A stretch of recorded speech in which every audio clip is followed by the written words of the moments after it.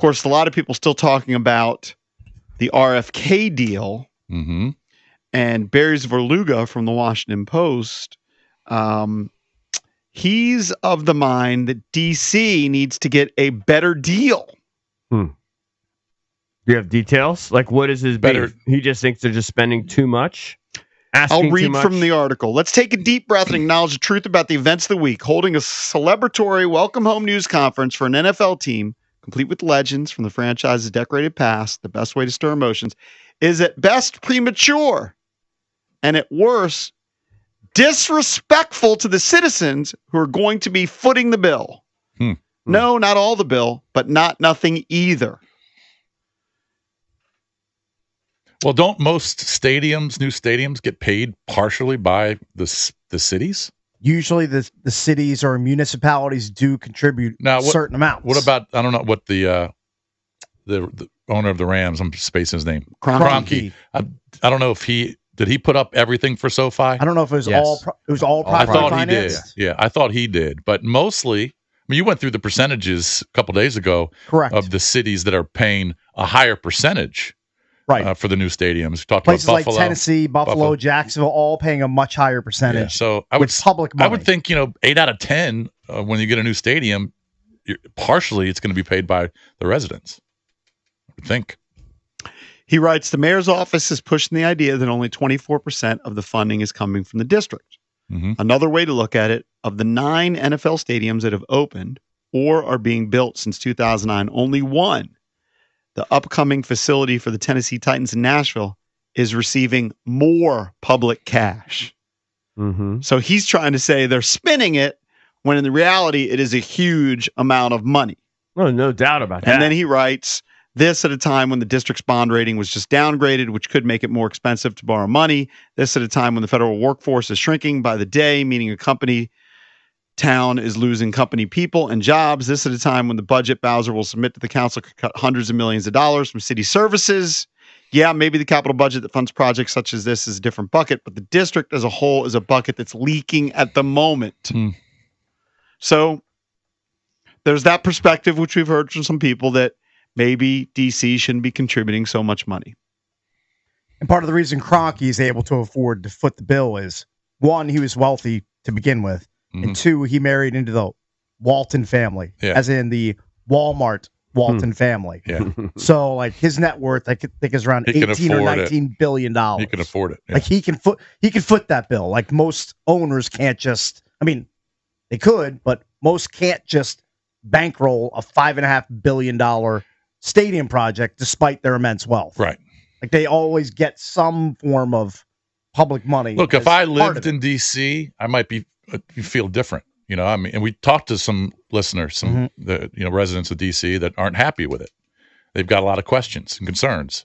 So if I lived there, I might have those same concerns. But I would think, the majority of fans want to see something built there because right now it's a garbage disposal. This is funny. He puts in there, it's easy for JP from Maryland. I actually think is he talking about JP Findlay and then Grant from Virginia? He's clearly talking about our guys at our station. He's got to be, right? Yeah. It's easy for JP from Maryland and Grant from Virginia or any Commanders fan doesn't live in the city to laud the mayor. He's taking a little subtle fun shot. Sure. So Barry, if you don't live in D.C., I don't think he's talking about JP Flame. I think he's talking about JP Findlay. Barry lives in the city. I think he might. I think he lives in D.C. I think he might. There's also some facts in here which are interesting. So when Mayor Bowser and Josh Harris and Roger Goodell being there talked about future events coming to DC, Zverluga saying they're overstating what's going to happen here. He writes, the Commanders think they'll have events at the stadium 200 days annually, calling 200 Pinocchios on that. AT&T Stadium in Arlington has 15 non-Dallas Cowboys events scheduled for the rest of the year. One of them is a blood drive. MetLife Stadium has 38 non-New York Jets and Giants events between now and the NFL season. 38 seems aggressive for DC, and 200 seems like a fantasy. It probably is. 200 sounds like that's a big number, a pretty high bar to reach. Now, I know that when they came up with that number, they were factoring in like private events that would maybe be held to raise money too, but 200 seems aggressive. I would agree with that. Out of 365 days, that seems like a really high number. Here's a question I have. So, they always say that when you have a stadium like this, it generates all this revenue, right? You get all these new businesses, all these jobs, all these great things that happen for the city. And I think that by and large, that makes a lot of sense to me. I don't dispute that idea. But if you have to raise taxes on the residents, do they see that benefit of all that extra revenue? Like, it might be great for the city, but you still had to raise tax. Like, do they ever get that back? Do you know what I mean? Like, they would argue, some would argue no. I think it depends on where you live. It kind of depends on your argument, right? Some would argue no, like, I'm paying all these taxes. And it's going to be great for the city. You're going to have new jobs for people, and it's going to revitalize, and rents are going to go up and all this. But it's not. But you're not going to recoup the people that paid the extra taxes, really, per se. Certainly not directly. And then right. Well, I mean, look, think about it. If you live near RFK now, and your home, I'm just throwing out random numbers, but you could sell your home for $500,000 now. Well, in 2032, if you stayed there, after that place gets built up and it's a bigger draw, you might be able to sell it for, $1 million. That's true. So maybe indirectly you could make, some of those people can make money, but yeah, I would think for the most part, no, you're not getting paid directly by the city. I thought yesterday, Craig Hoffman brought up a good point on his show on 980. This land that was given back to DC doesn't get done without Josh Harris. Josh put the whole thing into motion. He was the one that was shaking all the hands and got the Revitalization Act for Biden to sign it, to pass from Congress. If they take that land, that DC finally gets that land back and doesn't give them a stadium and builds homes on it, that is the ultimate stab in the back. It's like a slap in the face. Yeah. Otherwise they wouldn't have it. He would be furious. It would be sure. They wouldn't have it. It would be federal land. Right. Yeah, they kind of owe it to him to make this pissed. to find a deal that works. If he's the guy that was the deal maker, of course he was. They tried forever. Josh Harris came along and got it done with the mayor. Right. But they don't get it done without Mr. Harris. Oh, it's a huge feather in his cap. Well, he's a brilliant businessman. They have to find a way to make the stadium deal work. I think that totally agree. I think that they will. But I do think that Barry's probably right, that they're probably overstating some things. And it is going to be costly. And as far as, look, I respect Barry and his opinions. He lives in the city. I don't. But, I mean, if I'm Josh Harris, I'm going to go. If the council isn't amenable to what's happening, I'm going to go in there and say, I put $2.7 billion up. I'm giving you the largest single private investment in the history of the District of Columbia. Yeah, but the county council or city council, whatever, are going to say, we're busto. And they might counter, you're giving us the largest private investment. We're giving you the largest public. Yeah. And you know what my counter would be? This land, you wouldn't be able to build a freaking snow cone shop on the corner without me coming in and getting the land and making this deal happen. And this is why I said, even when we went through the quotes from the guy yesterday, Mendelson, or whoever that guy is, the stick in the mud so far. I think it's Phil Mendelson. With the city council. I'm sympathetic to not crazy spending. Like, let's be responsible. Okay, he's not the only one. This article has quotes from council member Charles Allen, Ward 6. He said, at this point, this is just a deal that is so much public money, it's not fair to DC residents or DC taxpayers. Well, you know what my response would be? Life isn't always fair. I knew you were going to say that. Sorry, life's not always fair. Sometimes you have to pay more than you want to when it comes to taxes. Right. You're saying that you're coming from the fans' perspective, etc. Correct. Right. Well, but he's also JP from Maryland, essentially. Yeah, I mean, it's not. It's it not doesn't my affect issue. him. I know. No, I get it. And also, if I'm Josh Harris, I would walk in everybody and say, "You want to look at that eyesore for another 15 years and not have anything happen on that land?" What about just a good old fashioned put it up for a vote? Good old fashioned, like not from our representatives, just from the residents, from the general public. Don't know. Not sure exactly how that works. Yeah, I mean, I know that's why you nominate these people. I think it so would. they I represent you. I think it would pass. Florio said that in his show. He said he couldn't believe the amount of money that the public was spending on it. He said they should just put it up for a vote. Put it up for a vote. But Barry makes a great point, is that all of a sudden the pressure from Virginia residents and Maryland residents, because they're not affected by the money, right? Well, I guess they'd be affected by the PSL prices and everything, but it's not like their taxes would go up in theory. Right. If you want to chime in, 800-636-1067, 800-636-1067. Barry poses a bunch of questions where he doesn't necessarily have answers because it's very broad what they did. They're like, okay, we're going to build a stadium here. There's going to be this money. There's kind of empty promises. He says, should there really be 8,000 parking spots for the new site? Or could Metro be expanded and more space be devoted to residential or commercial recreational use? What, if any, revenue would the district receive from parking decks that it would own? Will the Washington Commanders really keep their football operations in Ashburn, Virginia, and their business operations in College Park, Maryland, and not bring any full-time jobs to the district?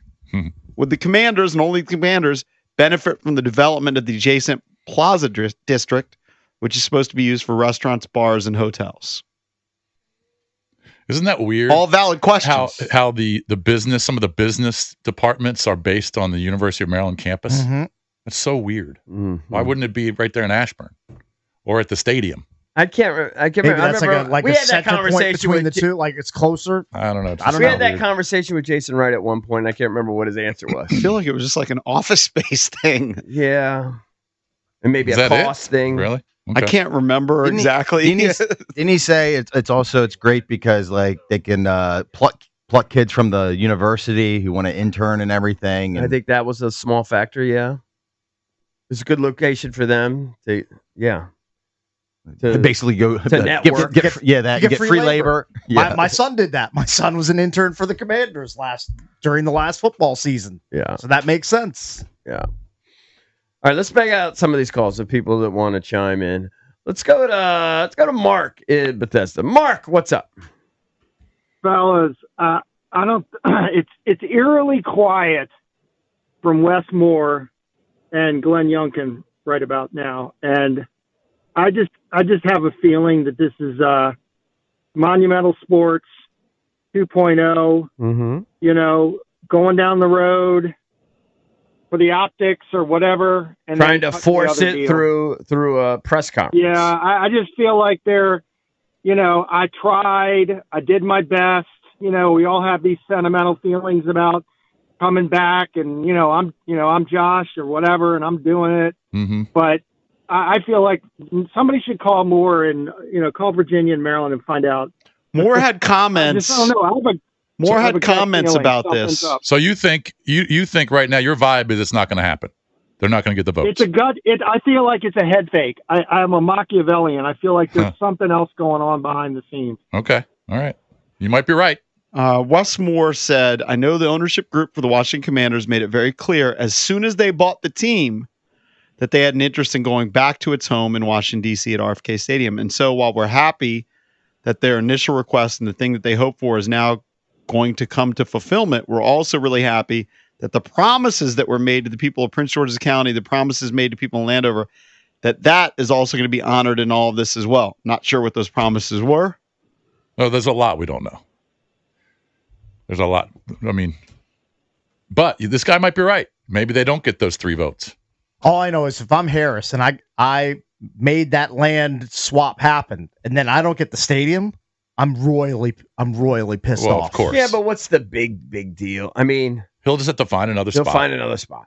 Yeah, but he really wants the team to be in DC. Okay, I really want a fucking Lamborghini. I mean, whatever. I mean, he's gonna be pissed. He's not gonna be happy. It's okay. He's not gonna be happy. Is there any other part of the city that can be accessible? Doesn't seem like it. Yeah. People have kind of said that's kind of like the only obvious spot that's plausible for a variety of reasons. Right. Look, it could be a negotiation. I don't know Youngkin's part of it. We know that he was there with Ted Leonsis for that press conference. And Wasn't that didn't he happen. Outgoing anyway? Like he's on his way out. They're one-term guys. Yeah, Virginia is a one-term place. But Moore apparently on Monday said that the state made a good faith and very strong offer to keep the team at Northwest Stadium in Landover. Mm-hmm. Josh Harris and this group, they were never interested in Landover from day one. When they took over, and Josh Harris made it clear they wanted to bring him home. That's his thing. But yeah, now it's making me think it could be a repeat. I don't know. Swayed easily. I'm of the mindset that these councilmen are and councilwomen are stubborn, and they're like, "Hey, this isn't the best deal for DC," which Barry Verluga's writing. What are you gonna do if you don't get the votes? Maybe there are more concessions to be made. Maybe Josh Harris and his group are going to wind up ponying $3 billion. This Maybe is where they up the ante. I don't know. I don't know how it ends. In other countries, isn't bribery legal? I think in some countries it's legal. I'm sure it probably is. The greasy wheel gets the whatever. What's the squeaky wheel gets the grease? Yeah. I mean, this kind of thing happens in politics all the time. The grandstanders get concessions. The ones that make a fuss. I mean, does anybody think? I think most politicians are borderline corrupt or flat out corrupt. All right, we'll come back, take more of your calls. 800-636-1067. What do you think about Bears Verluga from the Washington Post writing that this might not be the best deal for DC? Take your calls next here on the Junkies.